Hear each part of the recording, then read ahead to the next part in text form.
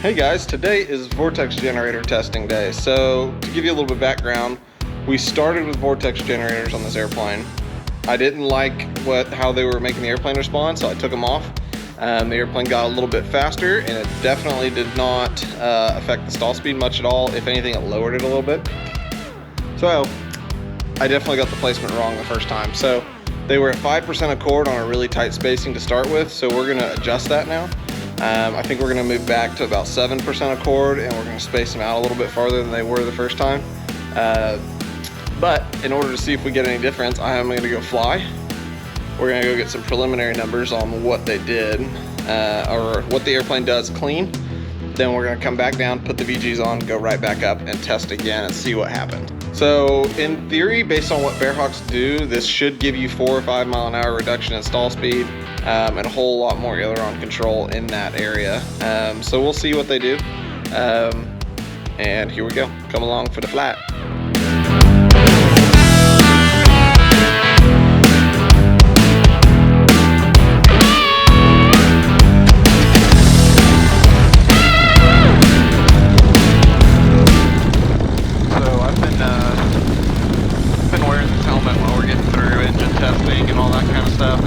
Sketchier than a brand new engine, so okay.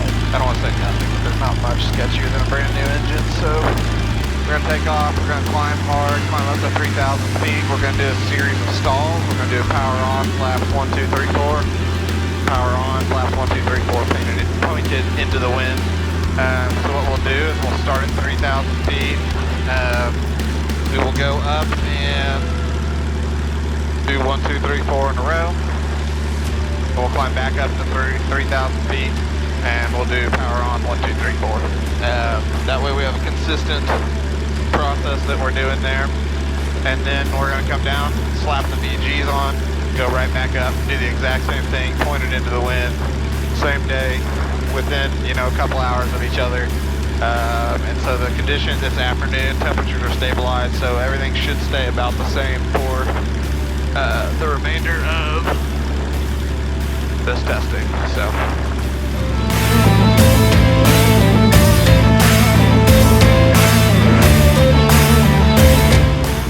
okay, so we're gonna stand on the brakes here. There's 2700, governor is governoring, and there is 28 inches. Stop the brakes, pedal up, there's 50, rotate, for nose down, accelerate to 75, and pull.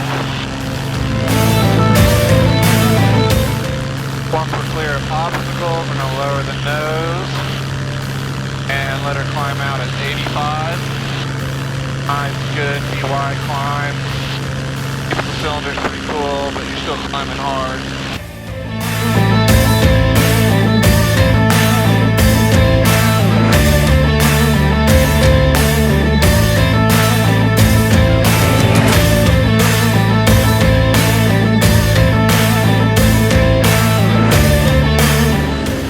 Okay, so first notch of flaps on the Bearhawk doesn't do much. It really pulls the slack out of the cable.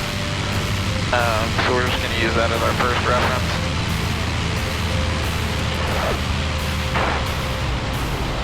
This is going to be idle.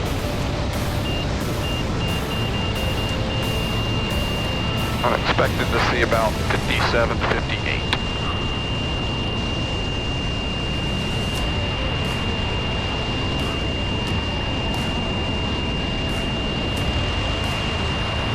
There's 56 mile an hour. Gain a little bit of altitude back.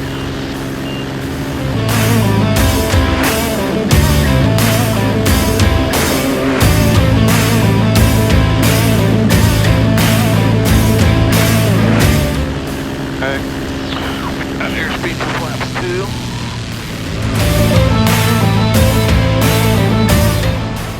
Bring her to idle. And 55.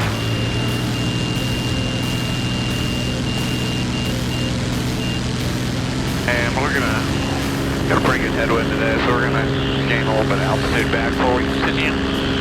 Just so I got a good buffer from the ground, a couple thousand feet.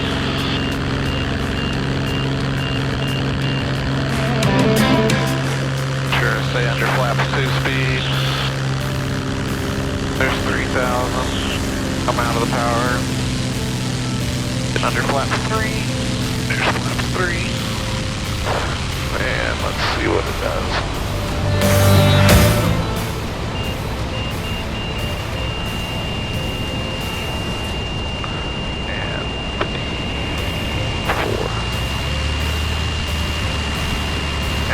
Got slow, flaps 4.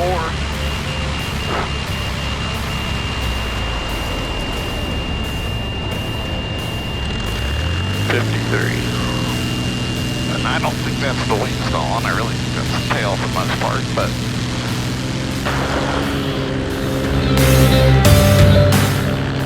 get her on the governor, there we go. Climb up and circle back. So really 54 power off stall right now.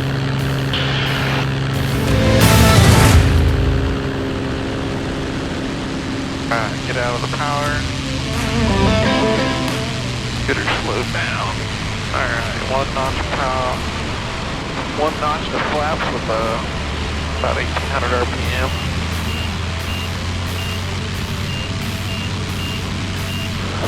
And we're gonna see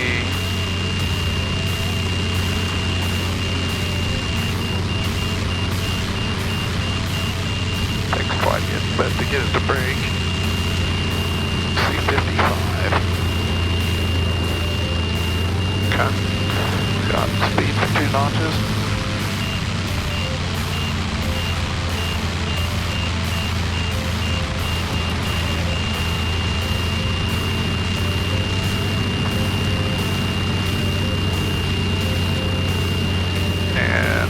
I saw 53.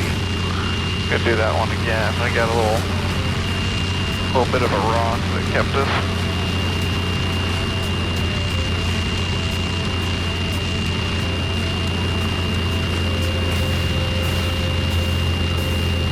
Alright, there we go. 53, good brake. Got speed for notch 3.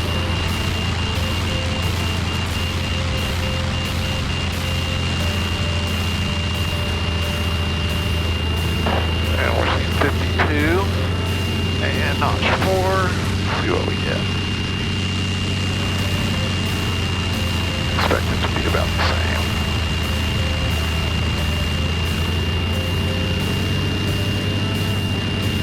There, what is it, 50?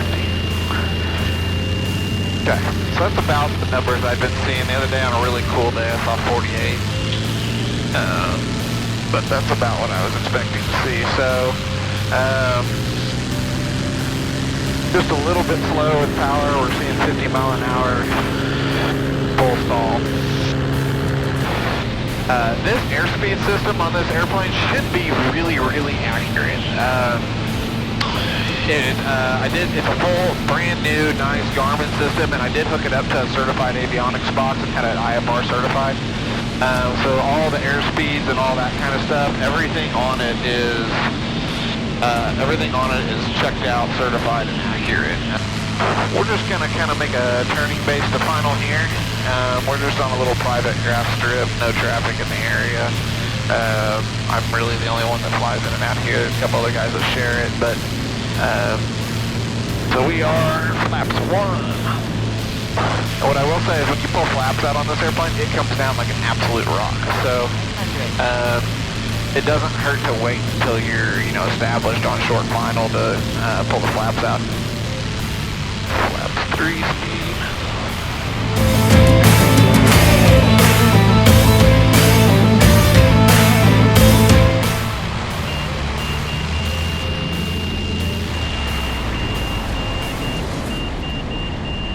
Not my best landing, not my worst. So I'll show you guys how we put the VGs on, but we're gonna clean up the wings and get those installed and go fly again today.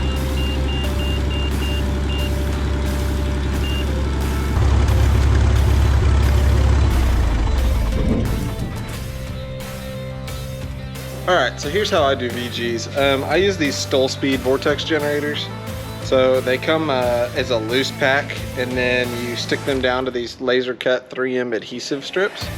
And then literally you're able to just peel them off and stick them on the wing. So they do a really, really good job. They stay on, but they come off before the paint does. So if you hit one, it doesn't rip the paint off your wing or something like that. It just breaks the adhesive. You either grab it, stick it back on if it stays clean. If it doesn't stay clean, then you just stick a new adhesive to it and put it back on the wing. So I already had a bunch of these made up. They come clear. I go ahead and paint them. I just painted a bunch of them black because they kind of look cool. But I usually just keep a bunch around the shop because I'm always playing with them and doing different things with them. So the first step is to determine your percent of cord you want to put them in. Stall Speed now recommends 5%. Previously it was 7%, and I think the Bearhawk wing is going to respond better to 7% than it did to 5%. So basically you take the cord of your wing, which if you drew a straight line from your leading edge right here all the way to the trailing edge of the flap or the aileron in this scenario, that is your cord on this airplane at 65 inches. Then you're going to multiply that by the percentage of cord that you want to do. So 65 times 0.07 on this airplane comes out to about 4.5 inches, just a little bit under 4.5 inches. So we're going to put them at 4.5 inches, and we're going to follow the standard Stall Speed spacing. So Stall Speed provides you these little templates. One is 60 millimeter spacing on this side, 90 on the other, and there's also a 30 millimeter spacing one for doing stuff on the tail, which I already have them on the tail.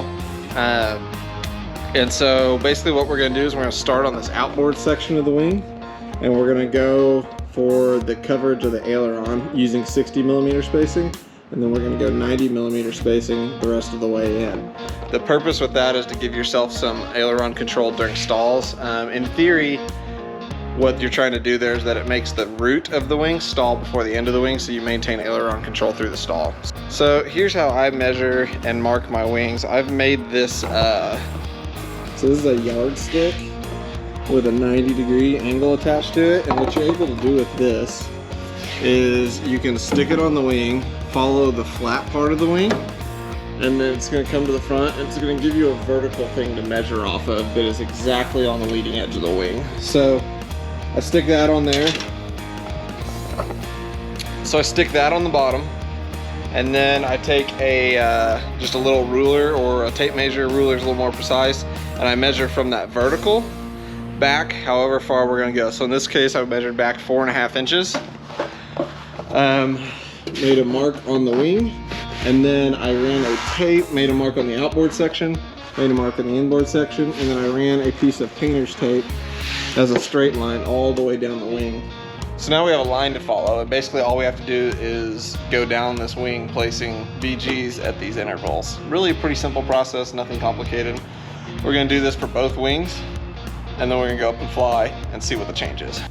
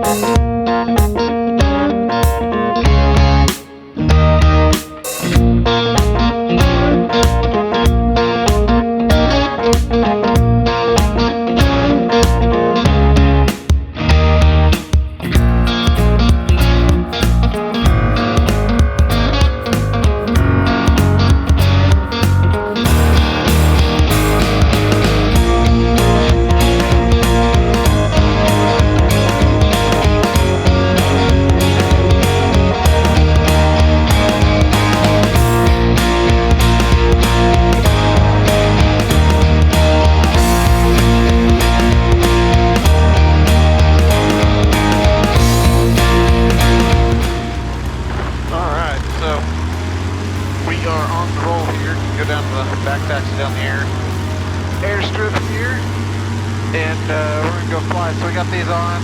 Basically, relief flaps out, go for a takeoff, and see what it'll do.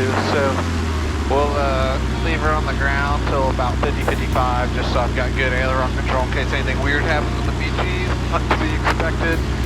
Aside from that, we're going to go up and we're going to do the exact same test we did the first time. So.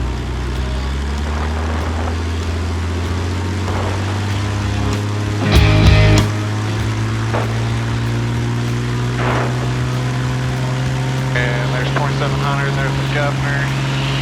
Bring it on up to, I don't know if it's going to hold her. Go. 28 inches. Go.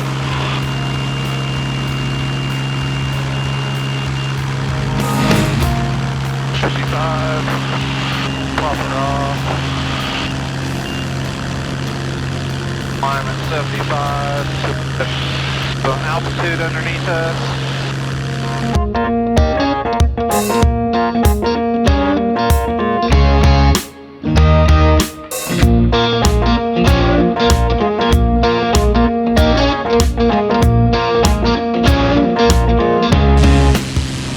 Okay, first we're going to do a power off series of stalls. So, power off number 1 like we did earlier.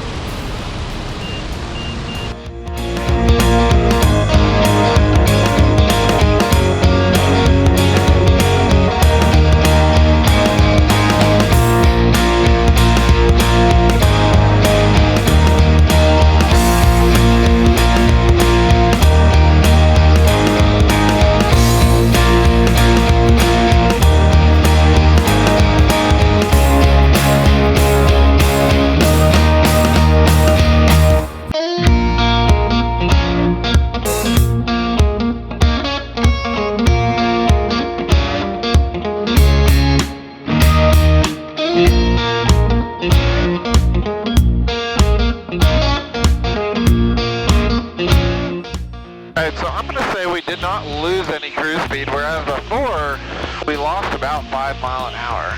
So, let's see, we got 10 gallons of gas. We're going to go over here and do a touch and go.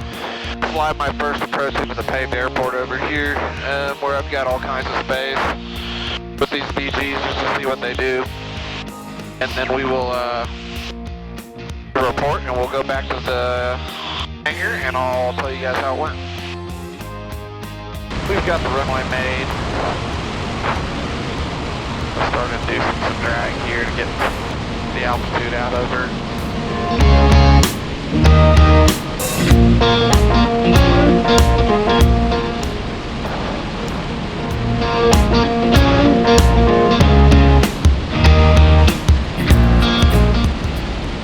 There's notch number 3 at 75.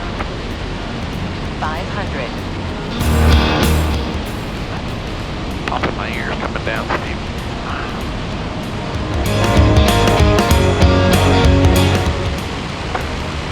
Off the brakes. Don't have brakes on yet, especially on pavement. Working my way up into that.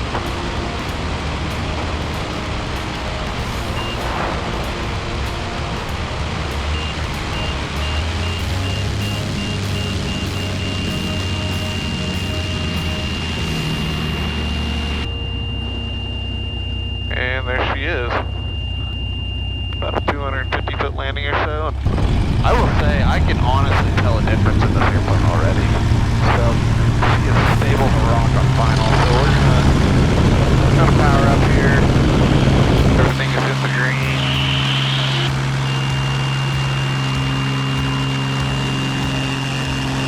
There's 50, rotate. And the ailerons have so much control at those low airspeeds. And we're going to let her shoot, climb out 75.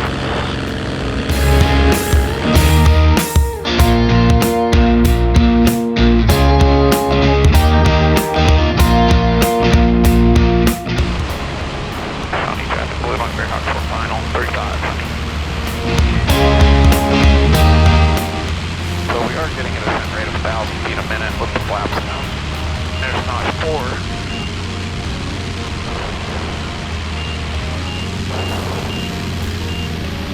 Man, this thing is so stable compared to what it was.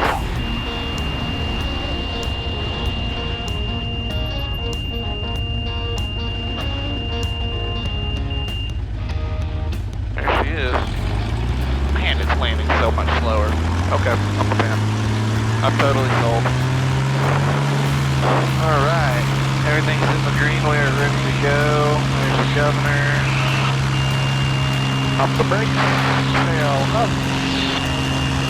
50, we are off. Shawnee traffic, blue and white Bearhawk on the go, depart the pattern in the northwest. So we're going to head back to the runway at the house and land in there, and yeah, we'll see how she does. So far, I'm pretty impressed.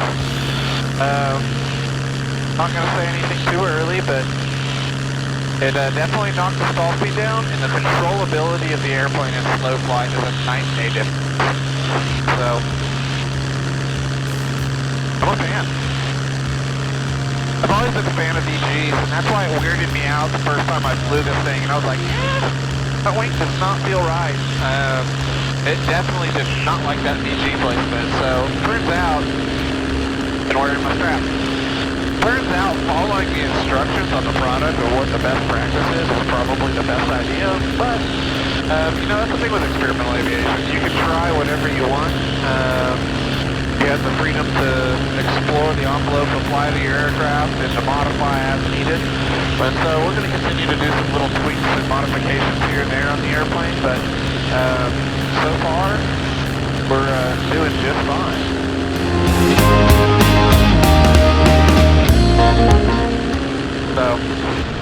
So kind of on extended right base here, but question for you guys is, what do you guys want to see on this channel? Obviously there's going to be aviation content because that's a lot of what I do, but do you guys want to see the other side of stuff that I do? So aviation is it's a big part of what we do, but it's not the only thing. I also run a well drilling business in West Africa that I've helped take over. So it was originally set up as a ministry. Now we're operating for hire so that we can then pay for it and give wells to people as needed. We're doing that. We're doing other business development. We're doing medical stuff. We're doing construction. We're doing all this kind of stuff. Do you guys want to see that on this channel? If you do, leave a comment below and say, yes, I'd like to see it. If not, let me know. And we'll keep it aviation oriented. So we're turning final here. Or go ahead and get 2 notches of flaps out.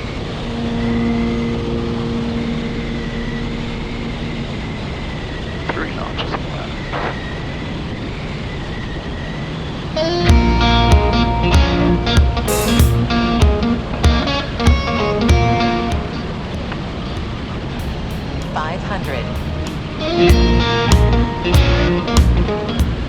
And slipping into bed.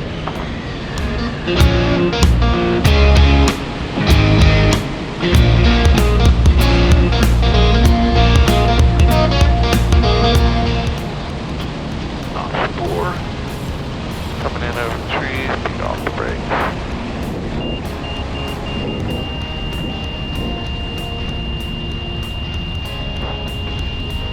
And we're here.